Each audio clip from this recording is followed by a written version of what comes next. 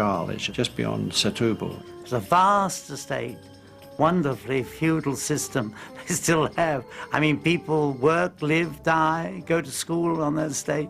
It was a great location. Wonderful family, lovely family. They were in the film. The two boys and the girl were part of my crowd. And then I had that great idea, too, on the spur of the moment, of Bond throwing her the hat, which I thought was just a nice touch to finish it with her crying at the wedding. I said it to the set dresser. If you ask Peter Lamont, I kept saying to him, I want flowers. Peter said, I want flowers, flowers, flowers. I said to him, a flower wedding, Peter. I've never ever seen so many flowers in my life. I remember Peter said, you know, how about decorating the car? The Portuguese crowd that we had, as far as they were concerned, it was a real wedding. And it was a good atmosphere. But the location proves trying for Bernard Lee. I felt terrible one day. I know he ran him down with a horse. He wanted to show off his horsemanship. They were like sports cars, these ponies that were made for being in bull rings. You could turn them on a sixpence, just and they go back the other way. And I was kind of chasing Bernard around this horse. And he ran into some roses and scratched his leg, and I felt so bad. He came back, humble pie and all the rest of it. And we got on with the filming, but it was never forgotten. I mean, certainly Cubby didn't forget it. Filming continues in Portugal on May the 13th with the pre-credits fight. I can remember sending George off with the stunt guy to practice the fight, and they were doing it very nicely all on that sand. And I said, no, get in the water. You've got to be fighting in the water. And George Lazenby said, it's cold. I said, I can't help that. Too bad. Get in the water. Because I knew that all the splashing and all that would make it much more dramatic. We didn't know how to introduce this guy.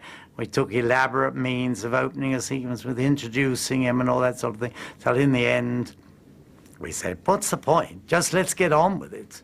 My name's Bond, James Bond. And I remember most about that scene was Peter Hunt saying, say that line that you've been saying most of the movie. This never happened to the other fella.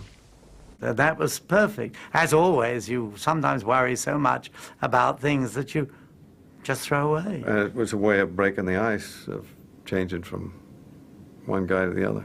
It worked, and it got a tremendous applause from the audience.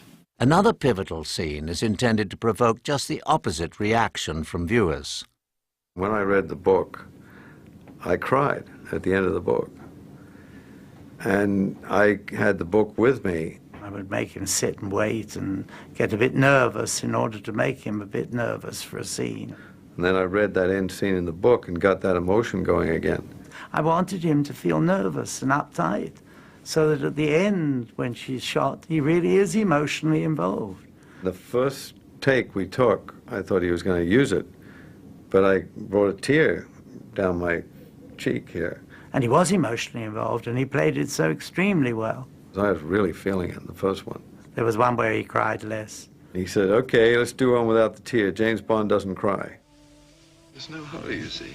We have all the time in the world. I was a little uncertain about the tears in his eyes, but he did them marvelously. But I had that scene down.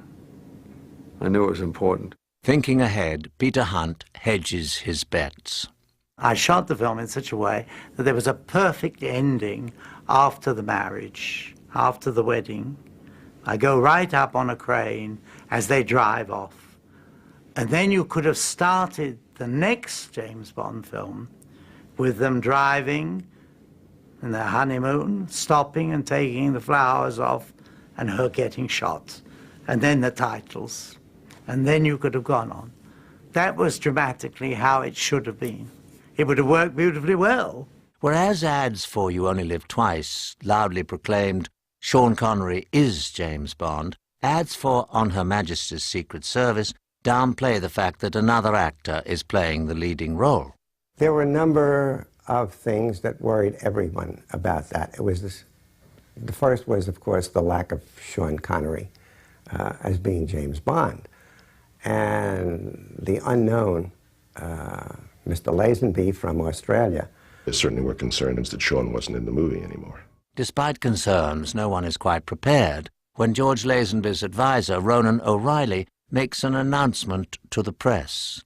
Ronan announced to the world, it wasn't me, that I wasn't going to do another Bond picture.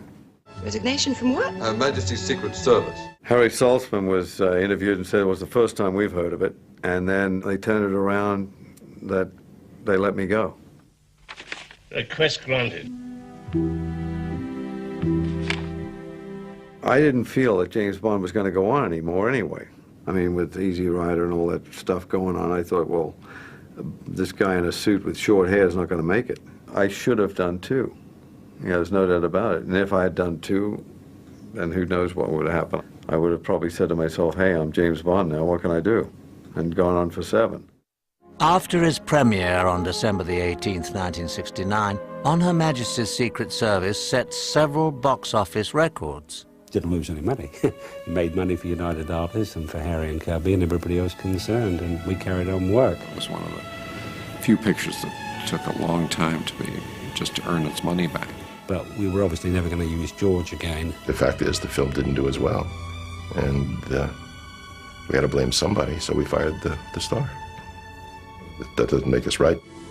We'll have to find something else to do. Cubby told me, he said, if you'd have stuck with it, you probably would have been the best James Bond. The tempo was great.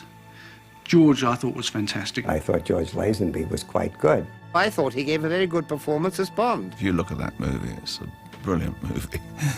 The picture is regarded by many as being one of the best Bond films. He should have gone on and done the other Bonds.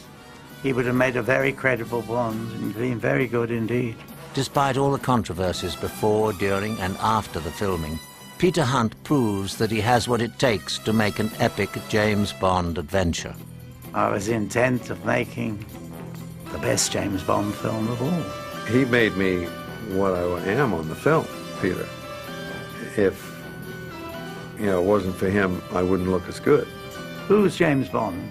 It's not Sean Connery, it's not Roger Moore, it's not any of the others. It's James Bond.